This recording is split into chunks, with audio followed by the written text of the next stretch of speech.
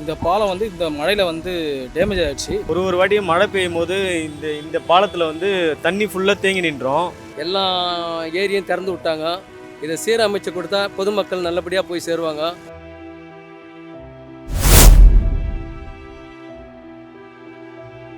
ஒரு வாட்டியும் மழை பெய்யும் போது இந்த பாலத்தில் வந்து தண்ணி ஃபுல்லாக தேங்கி நின்றோம். இந்த பக்கத்தில் வந்து அம்பத்தூர் வழியாக போகிறதுக்கும் இங்கேருந்து மதுரை வாயில் போகிறதுக்கும் ரொம்ப கஷ்டமாக இருக்கும். ஒவ்வொரு மழை டைம்லையும் இதே மாதிரி தான் இந்த பிரச்சனை இருந்துகிட்டு இருக்குது. ஆனால் இந்த வாட்டி மழை பெய்யும் போது இந்த பாலமே உடஞ்சிருச்சு.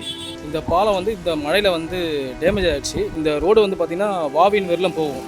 ஷார்ட்டான ரோடு இது. ஒரு 2 வீலரும் போக முடியல, எதுவும் இல்லை, லேடிஸும் வந்து கடந்து போக முடியல. நாங்கள் டெய்லி இப்படி தான் ப்ரோ வருவோம். வரும்போது இந்த பாலமும் உடஞ்சிட்டு இருக்குது. இப்படி இல்லை நாங்கள் அந்த சைடு வருவோம். நாங்கள் அந்த சைடும் உடஞ்சிட்டு இருக்குது ரோடு. அதனால் எந்த சைடும் வரவே முடியல ப்ரோ. எங்களால் கஷ்டமாக தான் இருக்குது. இங்கே ஒரு டைம் இங்கே வண்டி விட்டு நாங்கள் நடந்து போகிற போல் இருக்குது. எங்களுக்கு ரொம்ப கஷ்டமாக தானே இருக்குது. இது ஆல்ரெடி லாஸ்ட் இயரும் இந்த மாதிரி தான் இருந்தது. மழை இந்த சீசன் டைமில் வந்து ஃபுல்லாக தண்ணி போச்சு.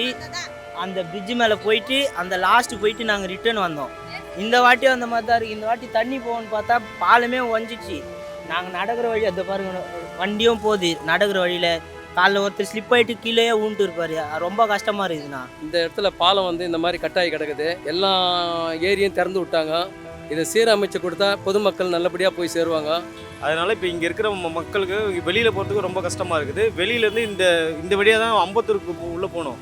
அதில் போகிறவங்களும் ரொம்ப சிரமமாக இருக்குது. இங்கே மருத்துவமனை இருக்குது, காலேஜ் இருக்குது. இந்த காலேஜ் பசங்களும் சரி, இந்த மருத்துவமனைக்கு வரவங்களும் சரி, இங்கேருந்து உள்ளே வரதுக்கு இப்போ கஷ்டமாக இருக்குது. இந்த பாலம் உடஞ்சி கிட்டத்தட்ட இப்போ இந்த புயல் வந்தப்போ இந்த பாலம் உடஞ்சிது. கிட்டத்தட்ட ஒரு 10 நாளைக்கு மேலே ஆயிடுச்சு. இன்னும் இதை சரி பண்ணுறதுக்கு எந்த நடவடிக்கையும் எடுக்கல. ஒரு அதிகாரிகளும் யாரும் வந்து பார்த்த மாதிரியும் தெரியல. இது எப்போ சரியாகவும் தெரியல. அப்படியே நீங்கள் பார்த்தீங்கன்னா கூட தெரியும். இங்கே பீக் ஹவர்ஸில் வந்து இதை கடந்து போகிறதுக்கு ரொம்ப கஷ்டமாக இருக்கும். வெளியேருந்து உள்ளே வரதுக்கு குறைஞ்சது இப்போ இதை தாண்டி போகிறதுக்கு 1/2 மணி நேரம் ஆகும் போகிறதுக்கு.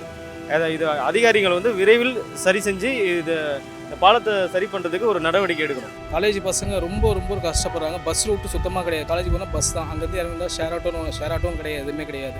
இங்கேருந்து போனால் மினி பஸ்ஸு போயிட்டு அதுவும் நிப்பாட்டாங்க.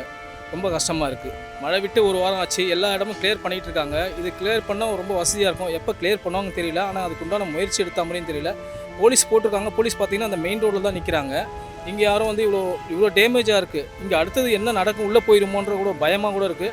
அதெல்லாம் போலீஸ் இருக்கலாம். ஆனால் போலீஸ் வந்து மெயின் ரோட்லேயே அந்த பார்த்திங்கன்னா பெங்களூர் ஹைவேலே நிற்கிறாங்க. இங்கே யாருமே இல்லை. ஜஸ்ட்டு நின்னா கொஞ்சம் பாதுகாப்பாக இருக்கும். இந்த பக்கம் போங்க, இந்த பக்கம் டேமேஜாக இருக்குன்னு சொல்லலாம். அது எந்த நடவடிக்கையும் எடுத்தால் நல்லாயிருக்கும். ரொம்ப தவிக்கிறாங்க. யாருமே நடப்பாதை கூட சரியில்லை. ரொம்ப கஷ்டமான சூழ்நிலை இருக்குது. இதை பார்த்து மாநகராட்சி சீக்கிரமாக ஸ்டெப் எடுக்கணும்.